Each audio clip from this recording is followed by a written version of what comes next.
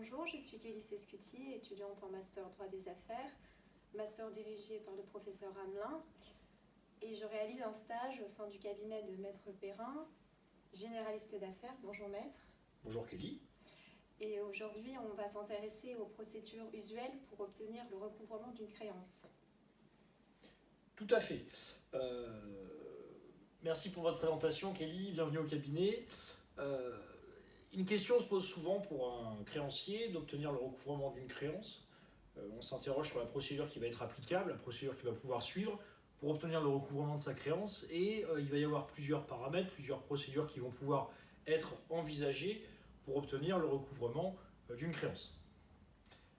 Tout d'abord, on va pouvoir envisager une procédure en référé devant le président du tribunal judiciaire ou devant le président du tribunal de commerce, suivant la juridiction qui va être compétente, mais dans ce cas de figure, il faut qu'on soit sûr de soi, puisque si on lance une action en référé, le juge des référés est le juge de l'évidence, il faut qu'il y ait une absence de contestation sérieuse et il faut qu'il y ait un caractère assez urgent pour que la procédure en référé, donc qui va permettre d'assigner à 15 jours et d'avoir une ordonnance assez rapidement, on peut parfois avoir une ordonnance dans un délai de 2 mois, il va falloir qu'on soit sûr de soi pour engager une procédure en référé.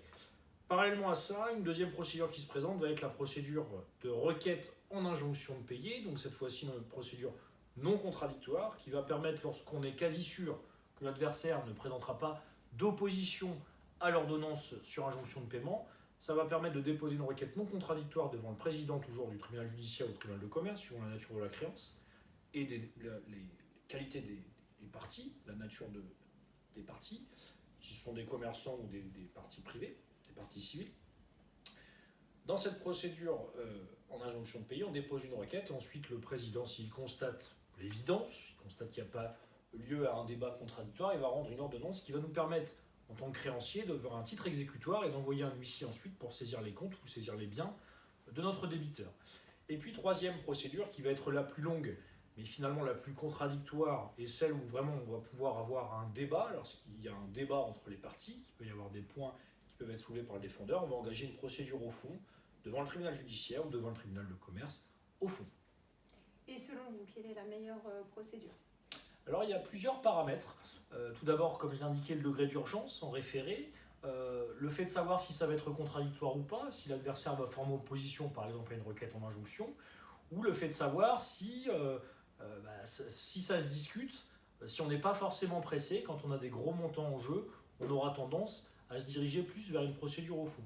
Donc en résumé, comme je l'indiquais à l'instant, en référé quand on est sûr de soi et qu'il n'y aura potentiellement pas d'opposition, une requête en injonction de payer quand on sait que le débiteur ne formera pas d'opposition et qu'on veut juste un titre pour faire exécuter l'ordonnance du président, et la procédure au fond quand ça se discute et qu'il y a des gros montants en jeu, dans ces cas-là, on va quand même engager une procédure au fond. Donc vous voyez, suivant les différents paramètres, suivant les différents cas de figure, on va choisir telle ou telle case. D'accord, mais finalement, est-ce qu'on peut garantir le remboursement ? Alors, le remboursement d'une créance, malheureusement, alors je ne devrais pas dire ça, mais c'est parfois la loterie. Quand on démarre une procédure judiciaire, bien évidemment, nous, avocats, lorsque l'on ouvre un dossier, on émet des chances de réussite. C'est difficile d'établir un pourcentage, mais quand on ouvre un dossier, on dit quand même au client, je pense qu'il y a de sérieuses chances d'obtenir recouvrement de la créance, ou j'émets des réserves. Je pense qu'il y a ça et ça et ça quand même qui sont des points qui peuvent être soulevés par nos adversaires ou qui peuvent être retenus par le juge.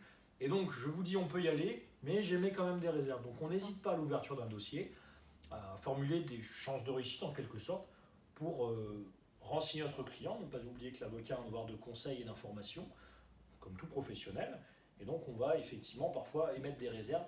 Et quand il y a une facture impayée, parfois il n'y aura pas 100% de chance de réussite. In fine, la décision de justice. Parfois, ça peut se discuter.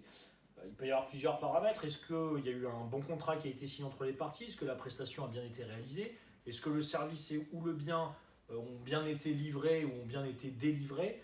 Il peut y avoir plusieurs paramètres qui font qu'effectivement une procédure va aboutir ou ne va pas aboutir. Et puis, très important également, est-ce que le débiteur va être solvable ? Si le débiteur fait l'objet d'une procédure collective ou s'il est insolvable, qui fait l'objet par exemple d'une procédure de surendettement, on aura de grosses difficultés à obtenir le recouvrement d'une créance. Est-ce que vous pouvez nous parler un petit peu des frais d'avocat ? Alors les frais d'avocat, c'est effectivement une question qui va être importante pour le justiciable, qui veut être pleinement renseigné avant d'engager une procédure.